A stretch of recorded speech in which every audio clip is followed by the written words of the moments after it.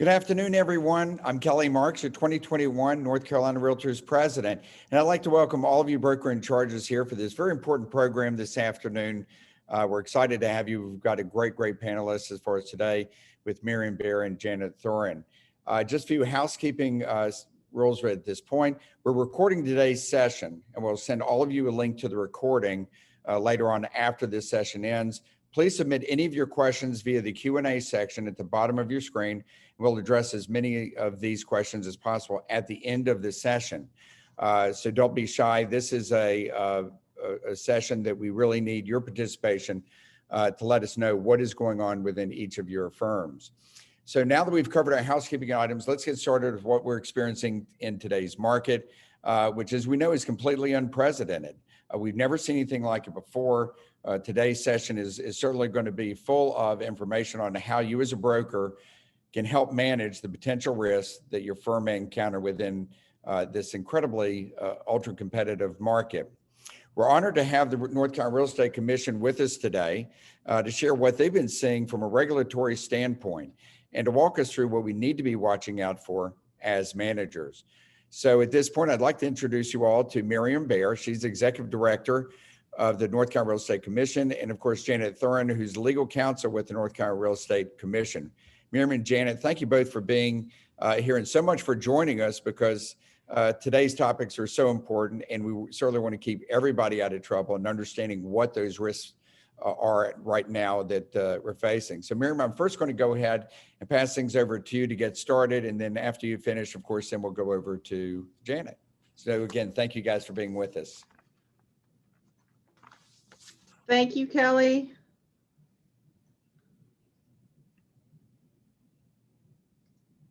Okay. Well, that didn't work. Hold on. I have to share my screen first and then go into presenter mode. So, all right, tell me what you see. Kelly or Janet, do you see my presentation mode or my actual presentation? I see your big talk session with the current hot topics, Miriam. Okay, awesome. I'm gonna assume we're good to go then. So I'm going to start us off, and then I'm going to turn you over to Janet. About midway through, Janet will be able to probably more particularly address some of the real issues you guys are facing out there in the market right now, with it being the way it is. This slide just gives you an overview of some of the things we're going to talk about today. Operating in a global pandemic, all the things on the left are going to be me, and then I'll turn you over to the real hot topics for today, and Janet will tackle those for you. So I'm going to start out with the pandemic.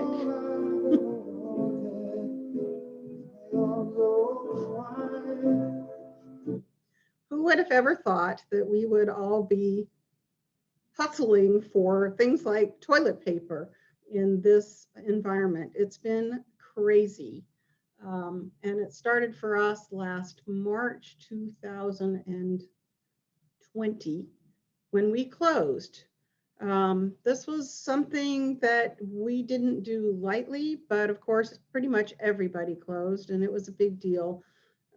However, although our office has been closed, we transitioned to a remote environment, and we were pretty well able to continue to serve licensees and the public every single day, day to day, with our usual functions. We had to transfer a lot of things to a home environment. We wound up buying a lot of stuff for people, including cell phones, monitors, things that would enable them to work from home. But I hope that all of y'all found that you could continue to do the things that you needed to do with our office, including changing firms, filing forms, checking your CE, any of those things. All those functions continued unabated. We do remain closed right now. I anticipate that later in the year, the office will open to the public again.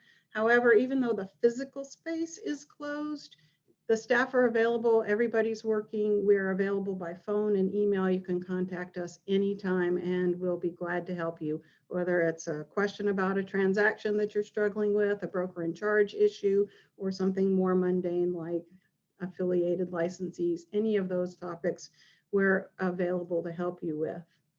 We did have to give people extensions of times and waivers, so we were passing those out left and right in the early days. We are past that now. Last year, we extended the continuing ed deadline to the end of September just to give people extra time. This year, that has not happened. So for all of you bigs out there, know that June 10th has come and gone this year, and this year's deadline for CE is passed. So some of you may have licensees under your supervision who did not take their continuing ed by June 10th of this year. And in that case, those folks will all be shifted to inactive status on July 1 when we run our closeout programs. And you'll get notices in the mail telling you that so-and-so is now on no longer affiliated with you. And folks will need to, who didn't mean to miss their CE deadlines, will need to catch up and get back in the swing. You guys will need to fill out a new supervision form for anyone who is under your authority who has failed to take CE and let their CE go before you can get them back under your wing. There are providers who typically provide CE the first couple of weeks of July. This is a common thing that happens, but be on the lookout, and it might be wise on July 1 to see who you've got. You can come to our website, I'll show you that in a sec, to see who you've got who might have gone inactive because of CE. Of course, we've all been doing the Zoom thing. I feel like every one of these people, depending on the moment. I never feel like these people, and I wish I could see your faces. I have no idea if you might think these are too inappropriate, but I thought they were hilarious. And this one is of no particular interest, except that I don't think any of us have ever washed our hands and tried to keep our hands away from our faces as much as we have in recent times. I had to go buy extra hand lotion. I have hand sanitizer everywhere. It's just crazy. For commission meetings and hearings, this is not far from the truth for me. I have 2 cats and a dog at home, and they have all been on various of my Zoom meetings, and I imagine that has been true for you guys too. Our commission meetings and hearings have continued this year. That's another thing that we are actually really proud of, is that we did not have to cancel a single commission meeting. They have met by Zoom. The outcome of that has been kind of interesting. We've had far more participation in our meetings in terms of people coming to watch the commission do its business. We have the meetings set up sort of like this one, in that the members can speak and discuss, and staff and other folks can sit in and watch as a webinar. And that has worked very well for us. We met remotely for approximately a year. We started in April, I think, last year, and our last Zoom, exclusively Zoom meeting was last April, a couple months ago. So May and June, most of our commission members have been in the building.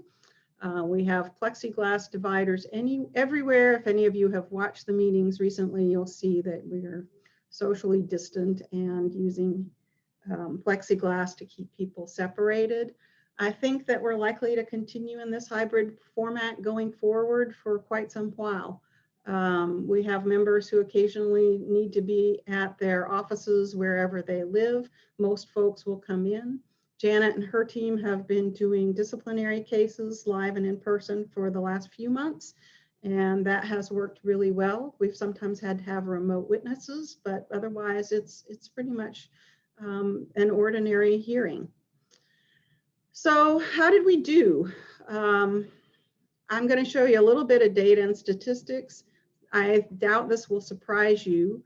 This is licensing per year. The blue bar are people and the orange bar are firms. And you can see how many people we have licensed this year to date. And this isn't even a complete year. You can see in the year before we had a drop off, and I would attribute that to the fact that there was a period of time when we weren't licensing folks, and that was not because of us so much as it was because people couldn't take the licensing exam. We had exam centers closed for quite some while, and then when they did reopen, we had a backlog. So we had a drop off, but we've more than made up for it this year. We have tons of people licensed. And it just is continuing unabated. I would attribute some of this to the fact that probably we have people in other sectors of the economy who have been hard hit by COVID, and they are flocking to real estate. I imagine you all are seeing that in your markets wherever you are. So our total licensees at present, you can see that we maintain fairly steadily along, but I had to change the left axis of this graph because it used to just stop at 100,000, and I've now put it up to 120 because we have surpassed 100,000 currently licensed people.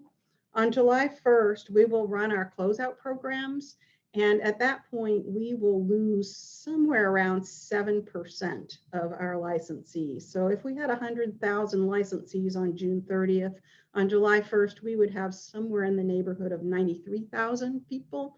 So I'm guessing we'll go back to the mid 90s on July 1st of this year, but then people who accidentally didn't renew will try to reinstate. More people will continue to come in, and I expect this number to go up next year. I'm not sure how long this thing is going to sustain itself. It's already sustained itself longer than I would have guessed several years ago. So we'll just all have to watch and see.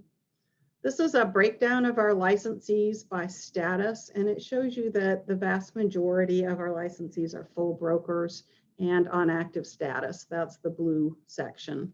We also have a good contingent of active provisional brokers, but we of course are always moving those people to full status once they get their post-licensing courses complete.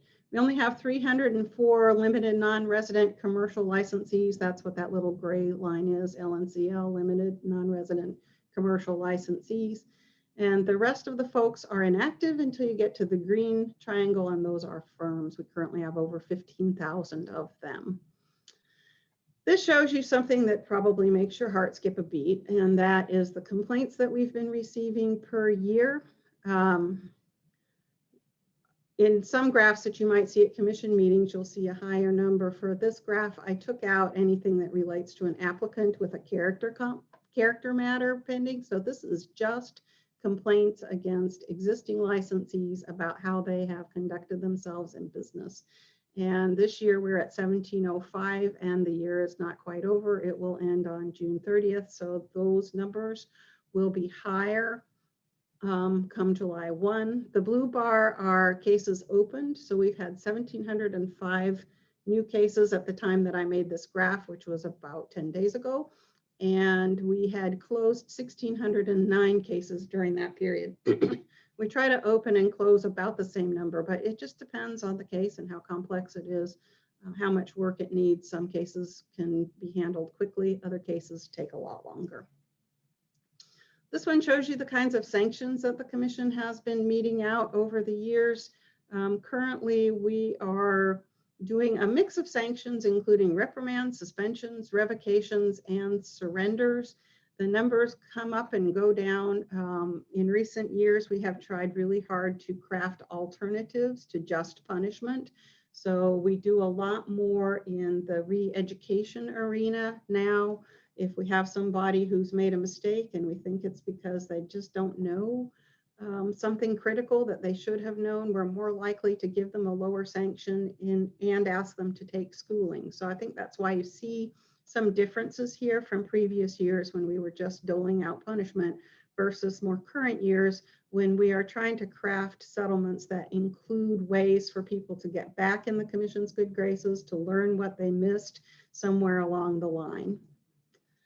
Some of the initiatives that I just want to mention that we've been working on that you're probably seeing some of are the Working with Real Estate Agents disclosure. This thing is going to go live July 1. I imagine and hope that some of you have adopted it already. I could spend a lot of time talking about this thing alone. I won't, because we have limited time and I think you have even more pressing issues on your minds. But I will say, don't forget that this thing needs to start coming into use July 1st, whether you're using it now or not, that's up to you.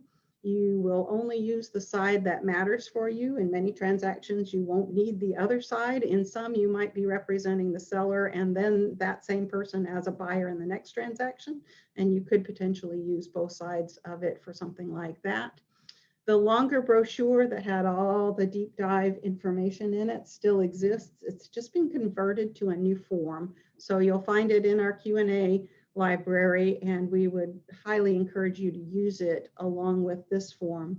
But we were trying to streamline the process for you and make something that both brokers and consumers could read and would actually read and try to understand.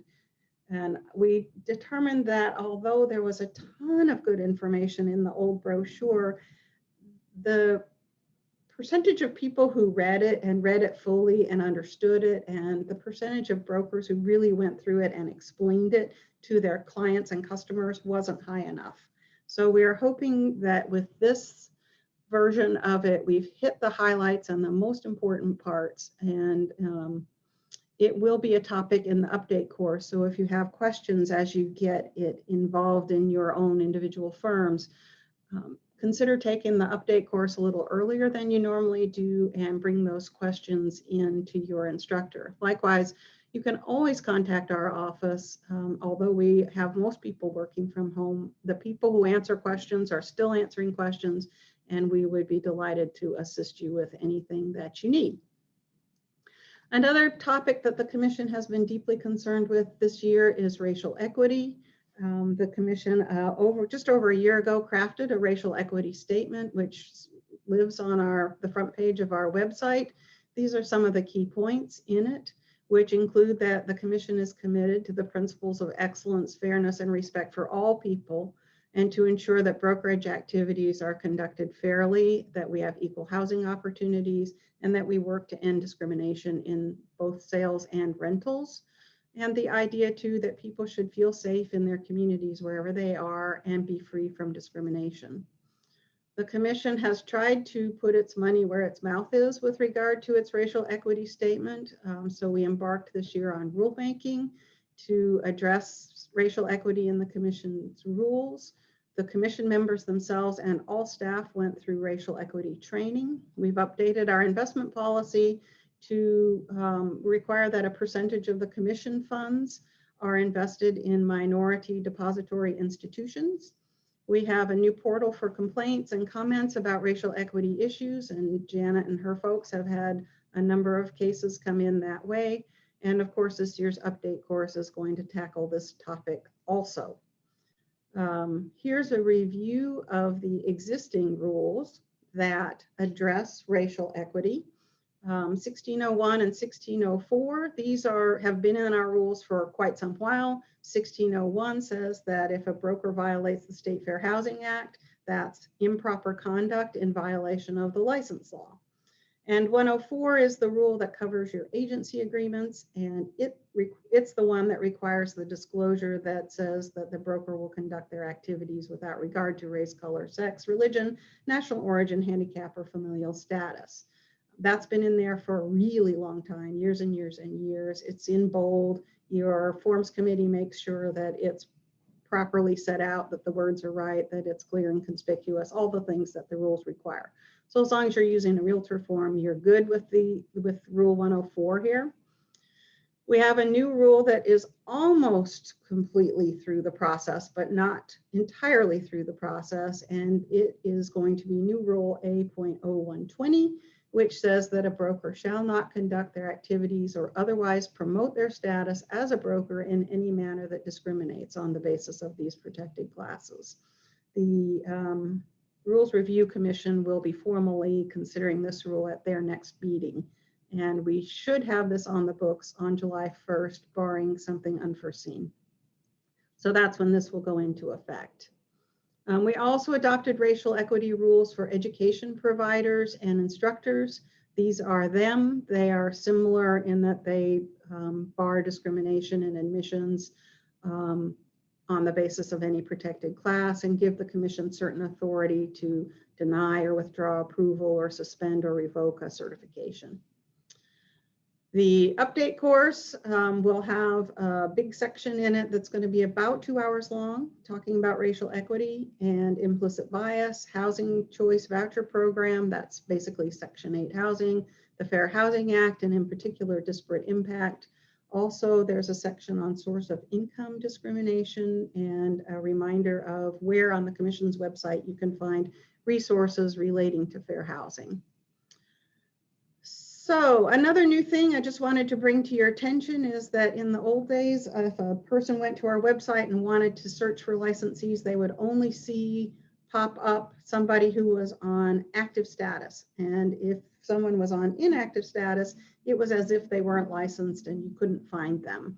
This was particularly an issue for brokers in charge, especially at renewals, wanting to know, who's active versus who's inactive. So I've highlighted here on our homepage the licensing drop-down menu next to the home menu has a search for licensees. It doesn't come across quite like it should on there, but I think you get the gist of it. If you search for a licensee, I put my own license number in there. You can see that's me. I'm on inactive status. The thing in the sort of pinkish color tells you that this broker's license is on inactive status and that means they can't engage in any activity that requires a license. So I hope you find this useful. If you don't, or if you think it needs something, let me know.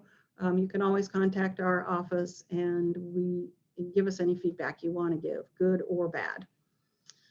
Your new 12-hour broker in charge course is now going to be entirely online. We taught our last hybrid version that was partly live and partly online in June, and starting in July, the broker in charge course, the 12-hour course that you all took to become brokers in charge in the first place, is going to be an entirely self-paced online course that walks somebody through the process of becoming a broker in charge and then some of the issues and things that come up for you on a daily basis when you are serving as broker in charge.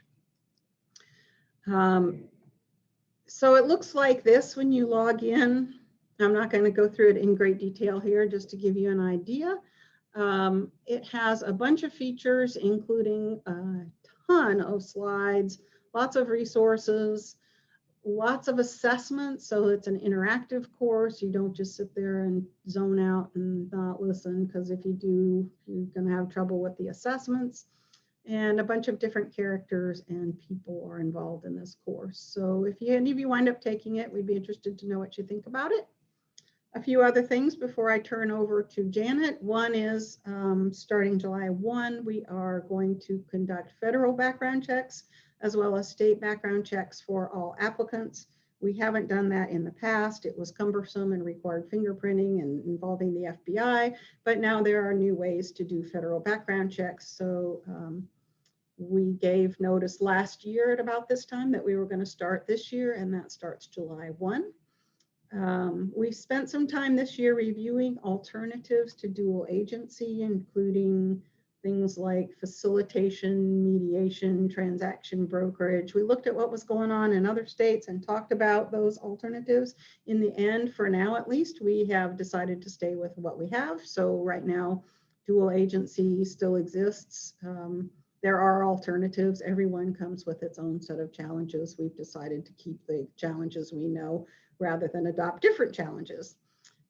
That could change, but right now we're status quo. We've updated the real estate manual, and we are always working on the electronic version, and I would encourage you to look at that. And finally, we're continuing to talk about the racial equity topics and new initiatives there. We're working with community colleges to create a distance pre-licensing course so that folks wherever they live can take pre-licensing in North Carolina. And this year we are going to be talking about you and your responsibilities and whether we need to make any adjustments or changes. So we'll be interested to hear the challenges of being a BIC and if there are ways that you think the commission could help you in terms of your duties as a broker in charge.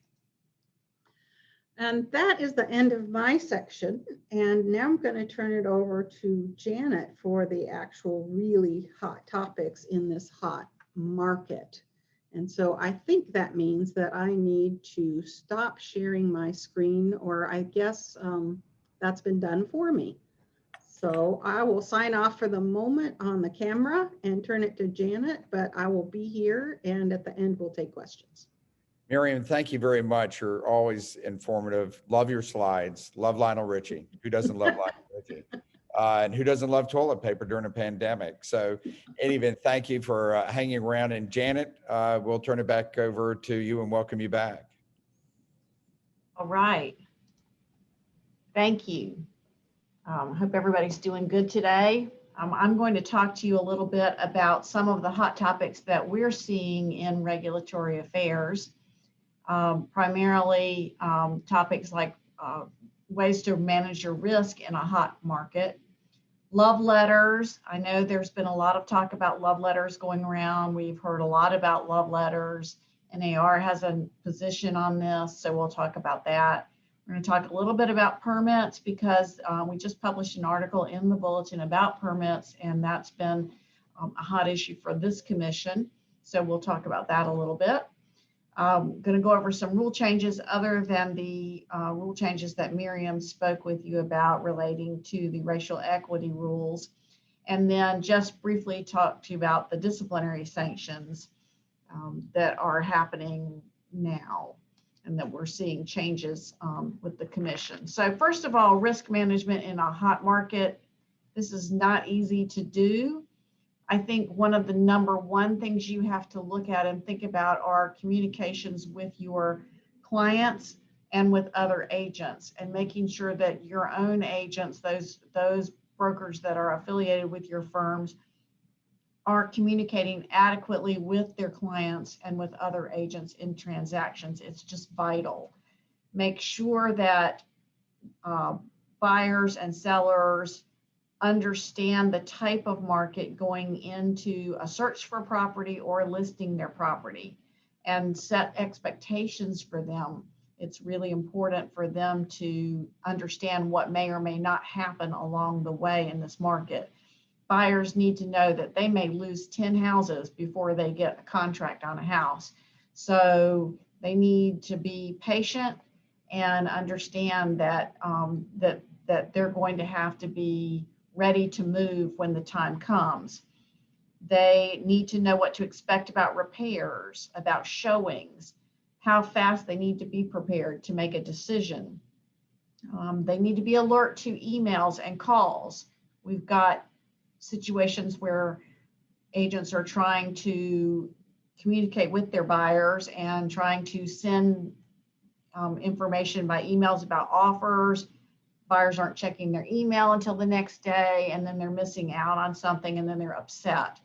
Make sure the buyers know they need to be on the lookout for these things that are coming back to them, and that they need to be able to make quick decisions about what they need to do. Sellers also need to know what to expect, and then let other agents know what to expect in certain transactions. When you're thinking that you're going to be presenting 20 offers to your sellers, let the other agents know there's a lot of offers on this house. The highest and best is going to win most likely, so that's how it's going to go. Your clients need to be prepared as well. Communicate with these folks. Everybody's trying to do the best they can, but it's difficult, and that communication, I think, is vital. If you're showing a property, show it to all interested parties. Be careful how you set appointments. We've had areas where people are setting appointments 10 minutes apart, and then appointments are stacking up out on the sidewalk and people are getting angry. Be careful how you're setting appointments. I know some of that has to do with a showing service, but this is something that the BICs can get together on and talk about and work with, so that these are scheduled so people actually have time to look at a property before the next 2 or 3 folks show up to look at the same property. Tempers flare when that happens, especially if someone stays in the house and doesn't leave. past their time. So be careful about setting appointments and how you're scheduling showings. Have a plan in place for how your agents are handling multiple offers. Do you take them one by one when they come in? Are you saving them all up and taking them at the end of the day or at the end of every other day? Does the seller prefer to just see the information in a spreadsheet? I've heard this where folks are doing spreadsheets with just price and terms so that the sellers can compare, because there's so many offers for them to look at. So be sure that you talk about those things and that you have some policies in place with your with the brokers affiliated with your firm about how they're handling and managing multiple offers, because it can be overwhelming. Now let's talk for a minute about love letters. I got to author the love letter bulletin article that was 2 months ago, I believe, in the bulletin. Of course, NAR has come out with their opinion on love letters. These are dangerous. Everybody's doing them. I don't know what else to say. They're dangerous, but they're happening everywhere. I've even heard of people doing love videos, I guess. So these are ripe for a fair housing complaint.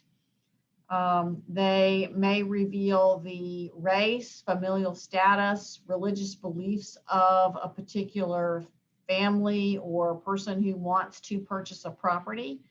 And they are absolutely meant to play on a seller's emotions rather than the seller choosing the offer by price and terms. So if everyone would just educate your clients about it and not participate in this, it would be helpful for all, because really your clients should be choosing based on the highest and best offer and not necessarily on what, family might be moving in or single person might be moving in to a particular home. I'm going to show you here. This is a picture of a love letter, and you can't read the writing. It's blurred, but that's okay because you don't really need to know anything about these folks to get the point. But if you look at this, you see these people are all white. That's a heterosexual couple. They have 4 children, and they're asking for this house. So there are all these things in there in this particular photo that relate to protected classes. And these are things that you have to think about when your clients are using these to make a decision about who to put in a house, one person over another. I would say document reasons that contracts aren't accepted by your sellers. That's helpful in the event there is a complaint about a fair housing issue where a person believes that their offer was not accepted because of a protected class issue. And I think this is an area where brokers can be instrumental in preventing this type of thing from continuing. Let's go to permits for just a minute. Permits.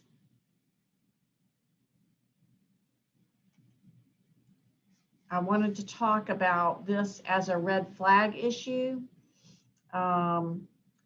This is a situation where, the commission just published an article on permits. It got a little bit of attention, especially from the commercial brokers, wondering if their duty has increased in some way.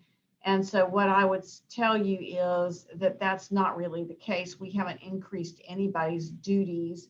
We are expecting you all to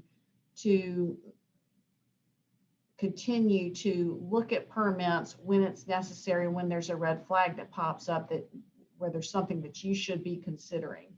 In a commercial transaction, and I always say there are 2 types of commercial transactions. First, there's the transaction where you've got sophisticated parties and everybody's got an attorney and everybody is represented, and you've got specifics about who's going to be doing what in terms of due diligence and when it's going to happen.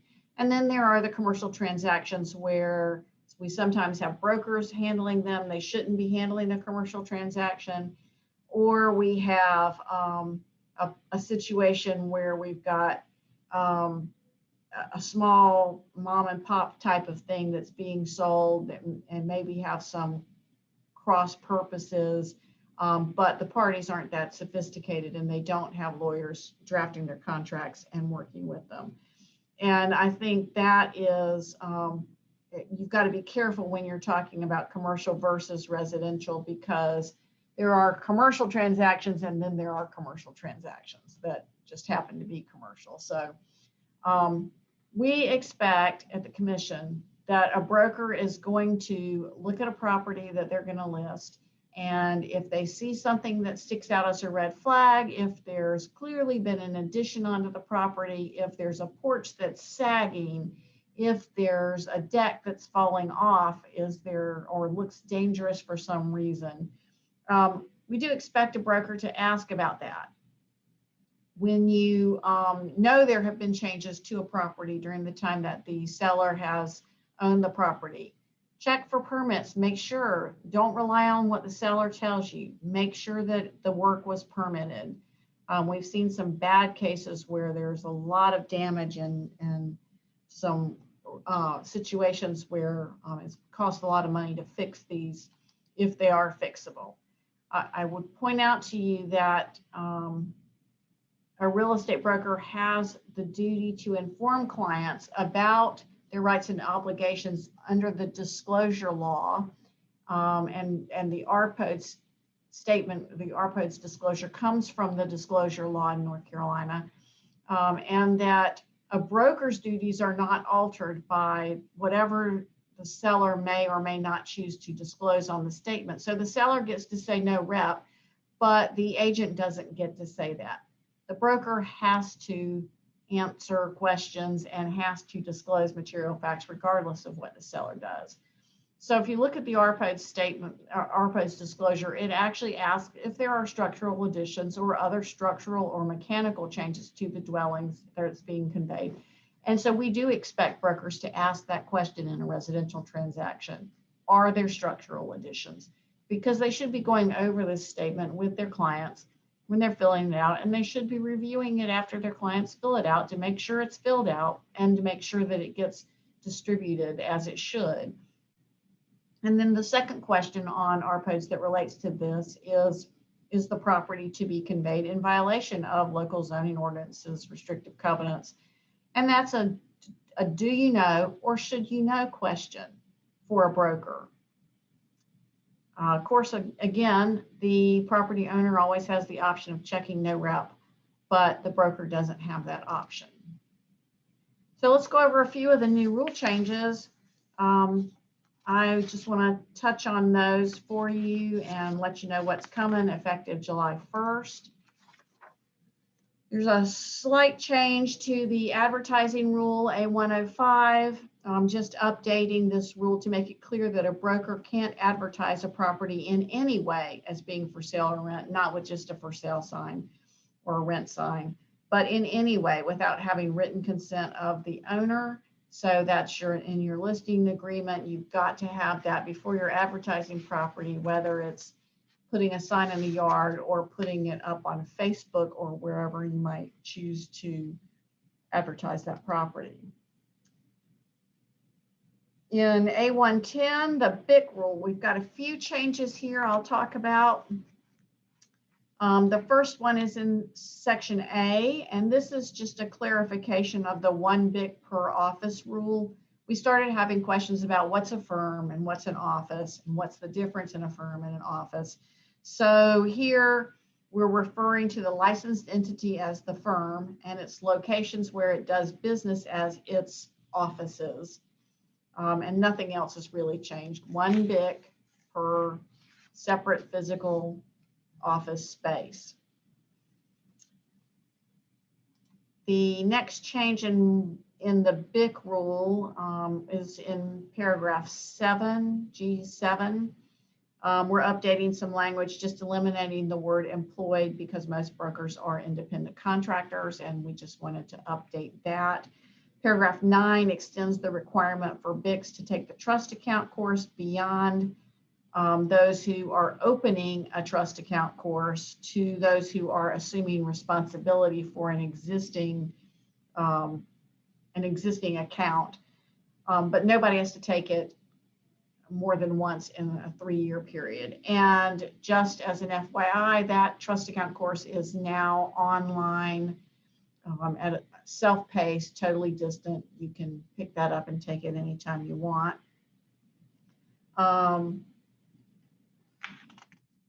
Finally, under subsection 10, this was expanded to require BICs to supervise all unlicensed individuals at the office, to the extent that they need to make sure that these unlicensed people are not performing activities that require a license.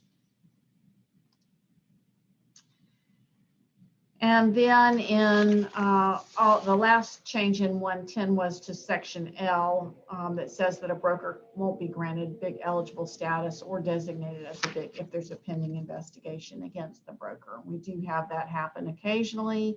And if that happens, we're going to hold it up until after the investigation is over, or we're satisfied that it's not going to impact the broker's ability to serve as a BIC.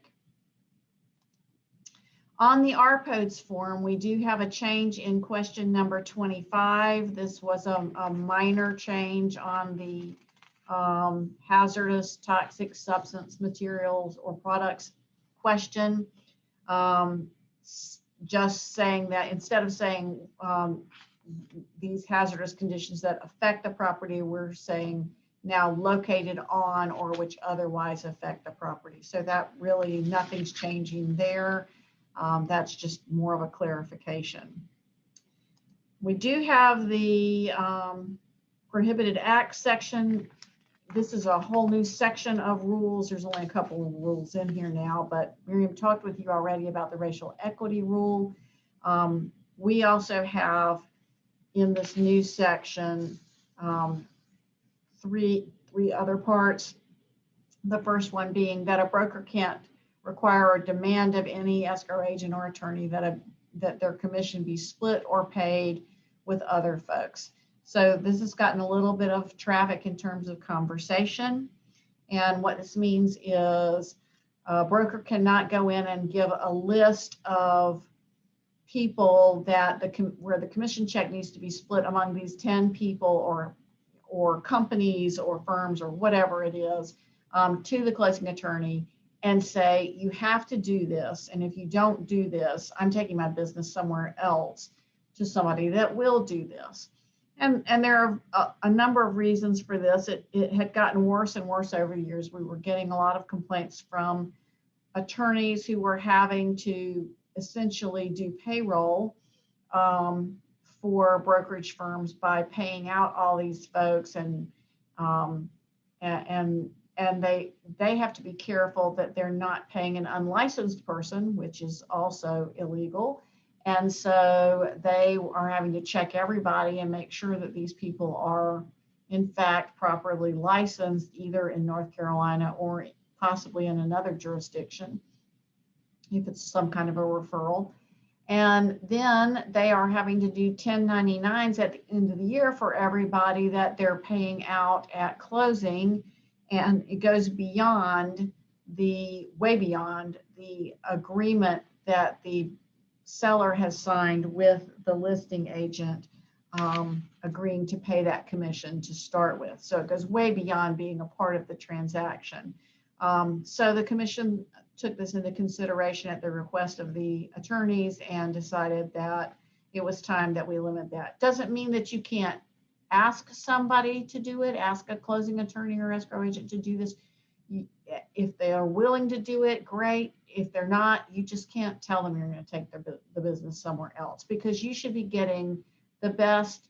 If you're the one who's directing the client or helping the client choose a closing attorney, they should be getting the best service for that client, not for the broker. It should be the best service for the client. Section B states that an affiliated broker cannot be paid a commission or referral fee directly by anyone other than their current BIC or the person who served as their BIC at the time of the transaction. This is a change that the commission members wanted. And then section C states that a broker won't coerce or extort or collude a service provider to influence their findings. This is for home inspectors, appraisers, and also came from one of our commission members, if I recall correctly. It's certainly fine to provide a service provider with information if they're willing to accept that information and there's no threat there that's involved. Then we have a license renewal rule change. So the commission's been moving slowly to totally online renewals. When we started this, we had a large number of people who jumped right on board, and then we had people who held out and said, I'm not renewing online no matter what. And they continued to send in paper renewals until we stopped taking their paper renewals. And we had some legal reasons that we really needed to stop handling checks and credit cards. And so we have now come to that point where we have weaned people off of doing this, calling in and giving us a credit card number. We don't want that. And we are at totally online renewals now. If you're not willing to renew online, then you're not willing to renew online, but we're not taking the checks anymore, and we're not taking credit cards over the phone anymore. We also communicate with brokers more and more and more using an email address. And this has, particularly during COVID, become really important to us. And so we need to have an email address, and we have brokers who put their email addresses out everywhere under the sun and then don't want to give it to us because they're worried they might get some spam, or we're going to sell it to somebody. We don't sell a private email address. You can designate your email as private or public. If you have a public email address, it's public record and it goes to whoever asks for it. And if you have a private email address, we do not give that out, period. We don't give it out, but we do use it ourselves to communicate with you. So if one of my consumer protection officers has a case and we're still in a situation where we're not in the office, they're going to be trying to communicate with you by email. And hopefully the email address that you have on file as being private with us is the email address where we can reach you, and you're checking that email address because that's maybe where we're sending you information that might be important to you and your license. So BICs, make sure your folks have a good email address with us that they've designated as private, and that they are checking that email address for communication from the commission. And to wrap it up, I wanted to talk for a few minutes with you about disciplinary sanctions. You saw the graph that Miriam had up earlier. She had noted on there that the sanctions change as the commission changes over the years. And so for some members coming in, they one thing is more important than the other to them, a particular issue. One may care more about misrepresentations. One may care more about, I don't know, it could be any number of issues. And so it's up to regulatory affairs and the attorneys here to adjust and to try to figure out what it is that's important to a new board or new board members as they come on and as boards come and go. And we do appear to be moving to a situation where this board is expecting harsher sanctions from us in settlements. So while we've had several lean years where the boards were looking towards more lenient sanctions and more education, this board is questioning us about the educational aspect of some of our sanctions, our proposed sanctions. And they appear to be looking more towards discipline. So you're going to start to see that graph move a little bit more. It means sometimes that it's not as easy for us to settle cases. We'll be trying more cases, at least until people start to see where they lie in terms of this board. But that is the case right now. Permits are a hot issue for them. It seems to be misrepresentations about permits, about things about the property, big issue for them. Square footage, big issue for them.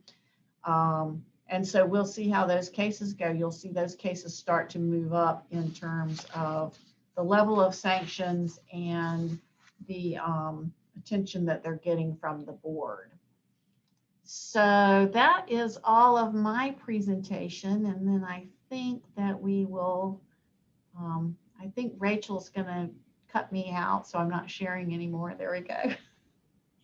But And Janet, we have some time for questions, maybe. we do. We have, and in fact, we're going to move on to the question and answer. And thank you so much, Janet. Very, very meaty stuff. And Miriam, we're inviting you back as well for the Q&A.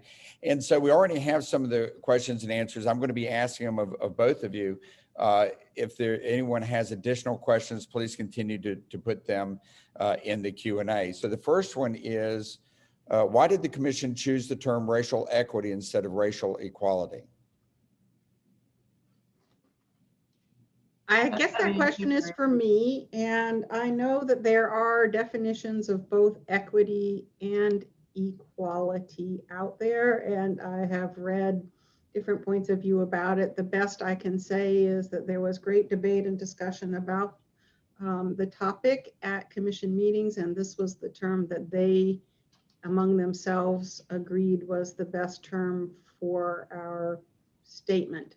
I believe it was the term in use at the time more so than equality, and it is mostly the term we have stuck with in our materials. And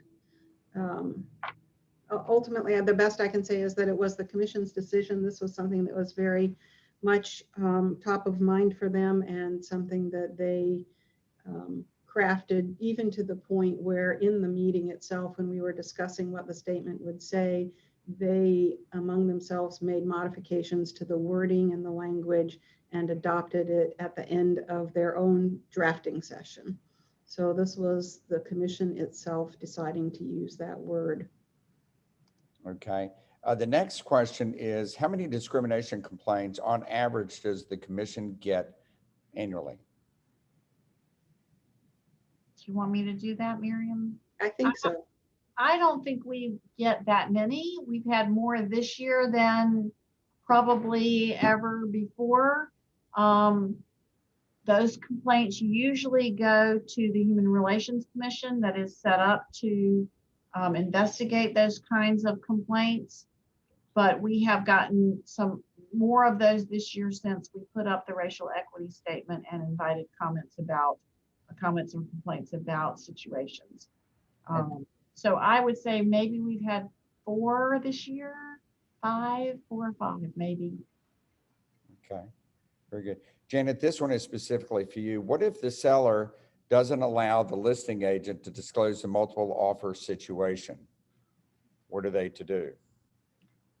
If the seller doesn't allow them to do to disclose a multiple offer situation, then they're just presenting all of the offers that come in, and they're not asking for highest and best, I assume, because otherwise they'd be disclosing there's multiple offers. Okay. Is the commission requiring all sellers to sign the 340T form? I don't know what the 340T is. Sorry. It's the form that says basically this isn't a counter offer, but the commission would, or maybe the seller would entertain an offer that looked more like blah, blah, blah. And then it lays out what the terms might be that the seller is hoping for. And I would just say, and Janet can correct me, but I will just say that in general, the commission does not mandate the use of any form other than the residential property disclosure statement or the working with real estate agents forms. Those are the main 2 in residential transactions. The rest are realtor forms. They're for the members' benefit, and they've been vetted by the members. Their attorney, Will Martin, Charlie Moody, our attorney, sits on the forms committee and helps make sure that they comply. But the commission, the short answer is no, the commission doesn't mandate that you use that. That's for you. If you want to choose to use it, great. If you have another way, the commission's not going to ding you for not using that form. Okay.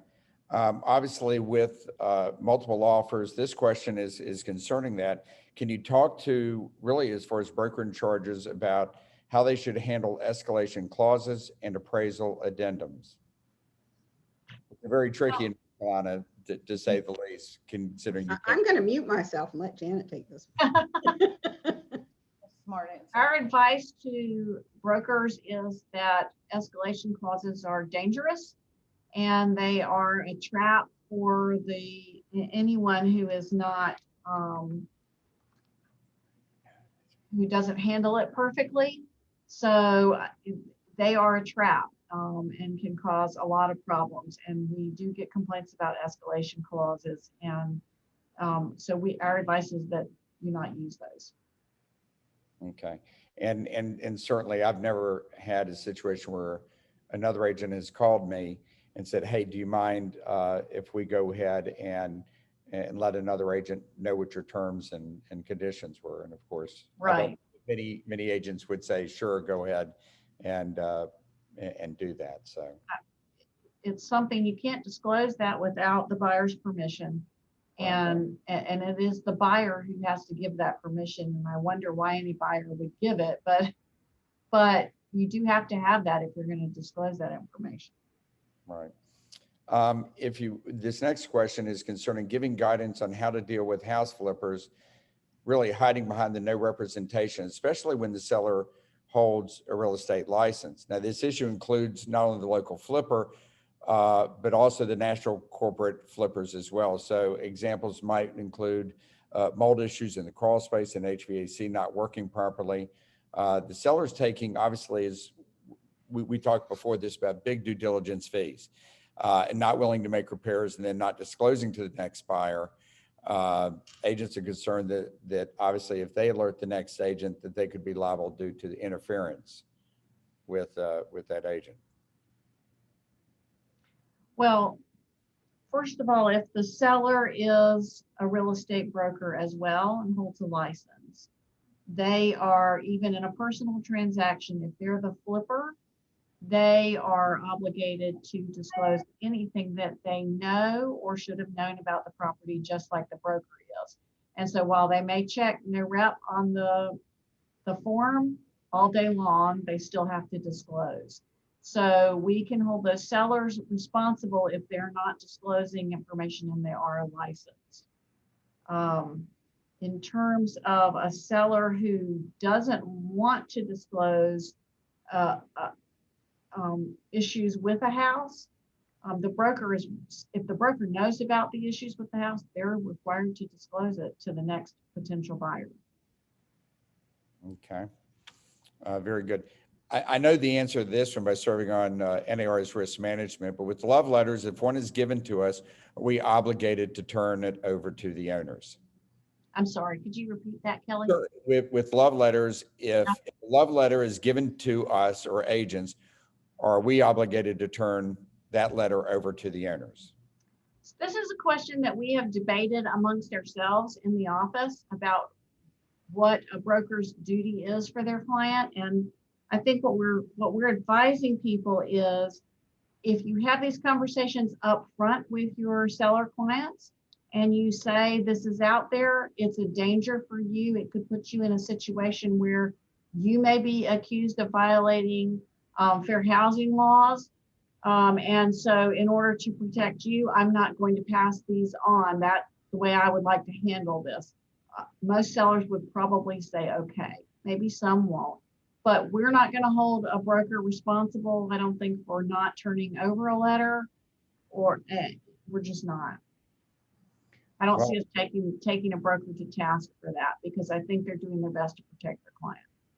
And this next question, I think, is really dealing with perhaps not really understanding the liability with a buyer letter. So for example, this question says, if a buyer wants to write a letter and reveals a protected class detail, i.e. an age, religion, etc., how is the buyer improper in this event?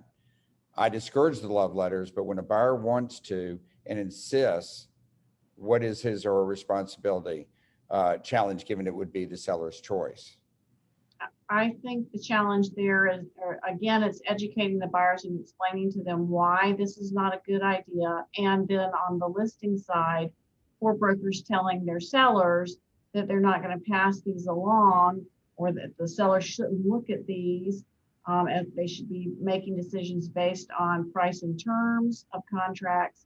And that's how they should decide which one to take.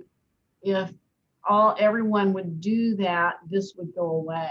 And buyers are coming up with this because they're seeing it on the news, because other buyers are doing it, or their brokers are telling them they need to do this in order to get a house. This is dealing with talking about primarily what we just talked about, which is if the agent knows that their defects are not being disclosed. And the question is, are there any plans to create a form for realtors to disclose any issues that they know about the property? There are no plans for the Real Estate Commission to create such a form, and I couldn't speak to whether the realtors have talked about creating a form. Okay. This one is about the working with real estate agents, and the question is, with the new form, is it possible that a line could be added to where you could write in or type in the consumer's name? Otherwise, you might never know who signed the form. Oh, Yeah, sure. That's something we can look at. Okay. yep. And if in the meantime you wanted to have them print their name and then sign it, I think that would be just fine. All right. This is just reading this. So to confirm about distribution authorization forms, you're saying if an attorney is okay accepting a DA and paying the real estate agent directly, that is okay, or they cannot? The rule says that a broker cannot receive commission from anyone other than their BIC. So they could not receive it from anyone other than their BIC. So in other words, just for clarity, because I think I know where this is coming from, if there's a real estate firm that says, hey, write one check out from as far as closing attorney to the real estate agent and write a separate check out to the firm, you're saying it needs to really come back through the broker in charge firm and not the attorney writing those checks. That's correct. Okay, very good. Here's one that John wants to know. I get asked weekly if a buyer can hold a seller accountable for our PODs, i.e. seller breach and return of due diligence fee. Buyer agents and buyers are saying seller misrepresentation or omission on our PODs rise to a level of breach. What is your opinion? The seller, whether or not that rises to a level of breach, I don't know the answer to that. Do you, Miriam? What would you say? I would say it would have to be pretty extreme for a court to go there. I mean, misrepresentation is its own basis for a lawsuit, for example, or fraud or various permutations on those themes. So if a seller lied on their form or said something recklessly that they never should have said, then the seller may have liability for that. And that's often why an attorney counsels their seller clients to say no representation, because if they do represent, they take some risk. But to just declare that a false statement on the disclosure statement is a breach of the contract, I can't go there. I can envision an argument if you make it really extreme, but I can't say that that would be true as a matter of course, and probably the opposite would be the case generally. But that means it's just a different cause of action in court. It wouldn't be for breach, it would be for misrepresentation. Okay. Has there been any discussion about an anonymous option when an agent reports another agent? This one's saying, I've seen many situations where agents don't want to report very bad behavior or violations because they know that their name will be included and they know they will have to work with this agent again in the future. They don't want to hinder their future clients' chances to win an offer just because the listing agent holds a grudge. Well, we do take anonymous complaints, and sometimes those are some of our best complaints, especially when they relate to trust accounts. The problem that a lot of people have is they will send us an email saying they want to make an anonymous complaint. And it's too late then because their email address is on what they have sent us. And that is part of the file and becomes a public record as soon as we receive it. So it's too late at that point to be anonymous. A copy of that is going to go to the broker that's being complained about, and your identity is going to be revealed if you do that. So if you're going to file an anonymous complaint, it really needs to be anonymous. And that probably means you need to resort to the US mail and a stamp. Seriously, because electronic communications generally can be traced by people who know. And I would say, I mean, anonymous complaints are a source of frustration for the commission. They hate to do something bad to somebody based on an anonymous complaint. On the other hand, as Janet said, particularly with trust accounts, sometimes someone inside the firm will alert the commission that there's a serious issue there, and we can investigate those. Ultimately, the commission has to find independent evidence of the violation. And so even if it came into our office anonymously, we have to verify its truth. And sometimes that means we can't because we don't have a witness because they haven't revealed their identity. Other times when it's relating to trust accounting particularly or something more concrete, then we can look at the numbers and see that the money is there or it's not there and make a case independent from the complainant. So I don't want to out and out discourage those, but I would say in general, if it's an issue you have a concern about, it does help the commission to know who made the complaint so that we can get more information about what's going on. But we'll look at it either way. Okay. One of the questions is, can you disclose the terms of the offer after the contract is executed to confirm the escalated purchase price? That would be nice. Again, I think you would have to have the permission of the parties to do that because it's a private contract at that point between the parties. I think you'd have to have their permission to be disclosing the terms. All right, and here's one interesting one. What do we do when we get legal advice from attorneys contradictory to what I'm sure it's probably contradictory to what the North Carolina Real Estate Commission suggests? This is happening more and more between private counsel, free North Carolina Realtor Hotline, and North Carolina Real Estate Commission recommendations. Well, that's an interesting question. We have situations where we often disagree on things with other attorneys, not usually with the hotline folks. We're usually in agreement with them on most things.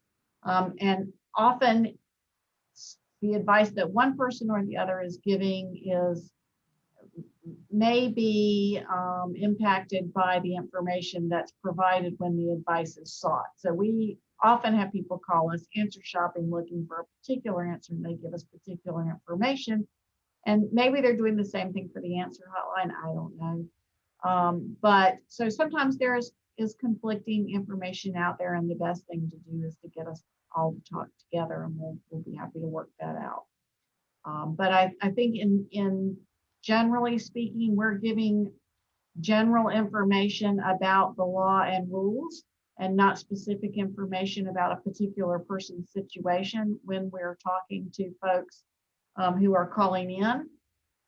And if you have a private attorney that you've hired or that you're giving more information to, you certainly should follow their advice. But I think that there's sometimes some answer shopping that goes on. Folks are looking for different sets of information at different points in time. And I would just add to that if you are planning to seek counsel's advice and you get two different opinions, you should alert your own counsel that the opinion they've given is different than your understanding of the opinion that the Real Estate Commission has.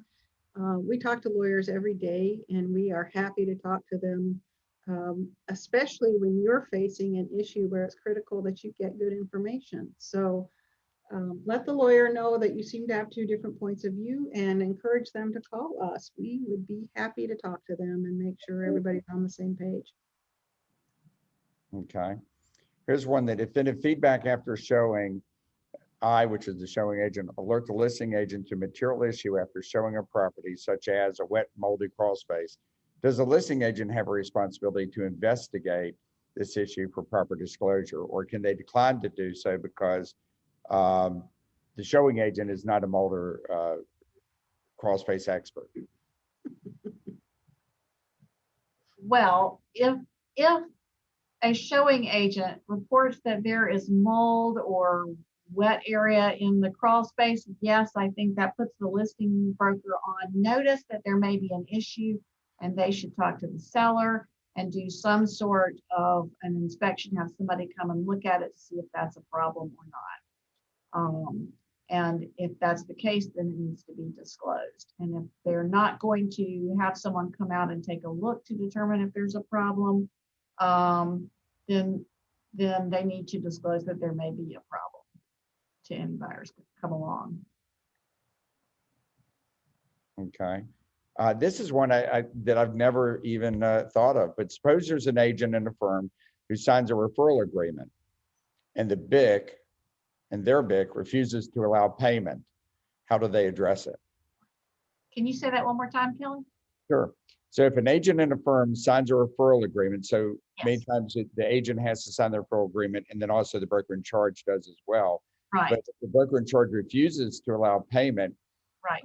and I assume not signing the agreement, how does that agent address that? So we're assuming that the BIC never signed the agreement and didn't agree to pay the referral. Yes.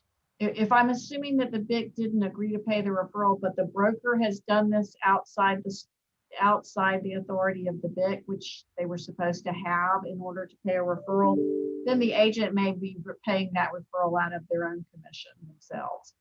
Because to make the firm liable for something, they've got to have permission, assuming that that's what's required in the office.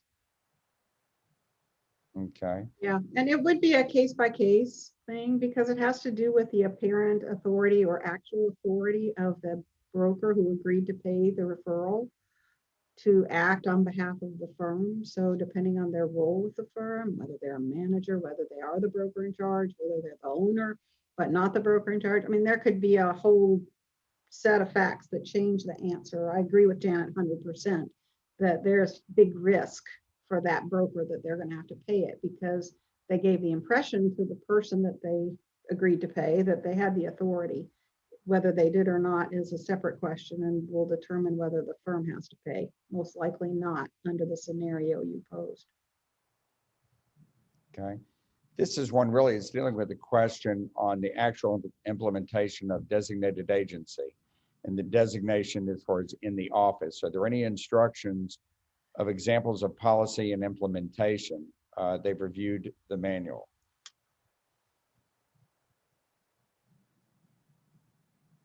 Mary, So- you want out? Any examples, any additional instructions? What was that about reviewing the Designated manual? agency and designating an agent in an office. Mhm. And the question really is, are there any instructions of examples of this policy and implementation?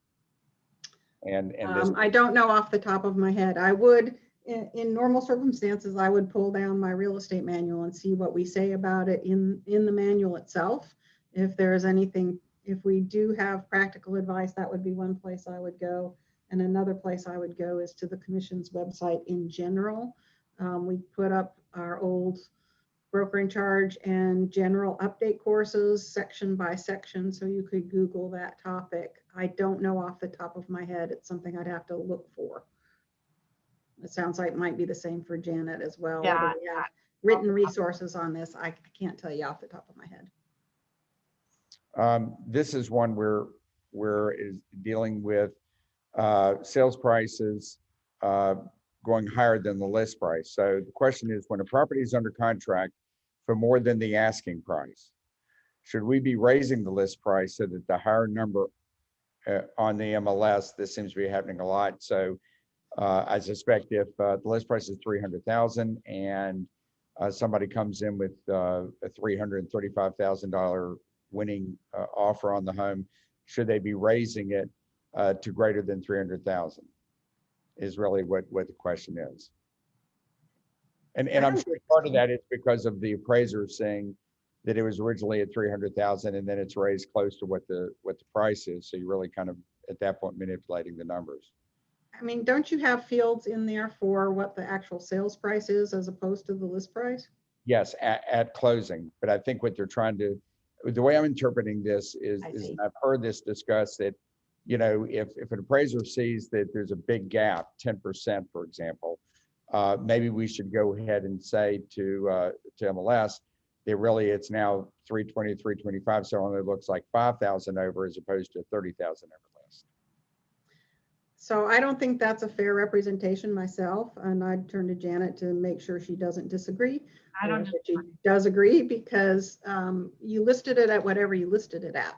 Right. And that's the list price. And if it happens to go under contract for $35,000 or $50,000 more, that's going to happen, especially now. And if you wanted to have another field in your MLS that said what the contract price is before closing, I think you could have such a field, but it's not the list price if you change it to reflect what the contract is. So yeah, and yeah, yeah. All right, so this next one is a question that we do have, you know, situations certainly in the state where they're out of area or out of state listing agent are they expected to provide accurate information on square footage or material property conditions when they've never even visited the property? If they're going to advertise square footage, it should be accurate. Well, and you know, I can speak as far as most MLSs I know do have a field, obviously, of some sort as far as North Carolina that I've seen that has square footage in it. And if out of state agents and not even visiting the property, I would question an out-of-state agent. I mean, it does happen. People list properties, they don't come and look at the property. But I'd question what kind of service that they're providing to their client, if that's what they're doing, and whether or not their client's aware of what they're doing. But if they're going to advertise square footage or any other feature about the property, they need to have verified that that information is correct. okay. And I would certainly anticipate that. I'm trying to see if we have any other. Okay, so this is one I expected that maybe coming up. Let's see. All right, well, actually two more. Has there ever been any discussion of having on an ombudsman link at the North Carolina Real Estate Commission site for brokers to solve disagreements with other brokers prior to a formal complaint? The short answer I would say is no. The commission's authority is set by law, by statute, and we don't have the authority to act as an arbiter of complaints. We have specific language that says we shall not be involved in disputes over payment of commission, for example, and that's an often type of complaint where people want us to be involved, and we are expressly told by the legislature that we are not to be involved. We do, through the complaint process, though, sometimes help brokers and consumers reach a resolution. Sometimes we're able to clarify misunderstandings. Sometimes a settlement between the two of them comes out of the fact that there's a case with us. Sometimes the regulatory affairs folks will offer a lesser sanction if the broker who has done something wrong makes it right. So in that sense, we do get involved. And Janet, I don't know if you would add to this. I think that's exactly right. I mean, we don't act as an arbitrator for commissions. We do look at arrangements when if a broker promises to do this or that, we will look at a false promise, but we don't look at fees. And I don't think this is a situation that would be something that we would get too involved in. I just don't see it. Okay, and then this last one is one that I'm just getting, as president of NCR, I'm getting emails and calls about every week, and that's dealing with due diligence fees. And, you know, I remember when we went to the due diligence state, And the question was, how do we convince buyers to pay any money to the seller as compensation for keeping the home off the market when all we're doing is inspecting it? And now it's being used as a huge bargaining chip in trying to get an offer accepted because it's non-refundable. And I can tell you that in the Research Triangle where you guys are, we hear many situations where the due diligence fees are 6 digits. We now have heard that here in the Triad. So the question is this: has there been any discussion of limiting the amount of due diligence in transactions? I spoke to the Forms Committee months ago. They feel like the out of control due diligence fee is opening brokers up to more litigation and also unfairly discriminating against large groups of people who do not have access to unlimited funds for due diligence. We have had a few folks call in or complain and ask us about whether or not we're going to do something about the due diligence situation. The commission doesn't require a due diligence fee at all. That is on the form, which was produced by the Realtors and approved by the Joint Forms Committee, and is a situation that if they wanted to amend that form and set a limit on it, I guess they probably could. Or maybe the commission could come in and put a cap on due diligence fees, but I don't see it happening because that's a contractual issue between the parties, and we're not trying to set price and term rules in terms of what someone can or may pay. It certainly is a bad situation that has been created here, but it's one that likely will reverse itself in due course. I don't know. I mean, like you said earlier, we went from $200 and $300 due diligence being difficult to manage, now to 6 figures. Very good. Miriam, any closing thoughts from you? I would just like to say we really appreciate the opportunity, and I think both of us miss the in-person meeting. I often, when I give a speech, feed off of the expressions of the faces of the people, and I can see when I've shocked or horrified you, and I don't get that feedback in this case, and I miss it. So I hope y'all are doing well. I thank you very much for the opportunity to be here. I hope this has been useful for you, and that is all from me. Well, Miriam, thank you. Janet, any closing comments from you?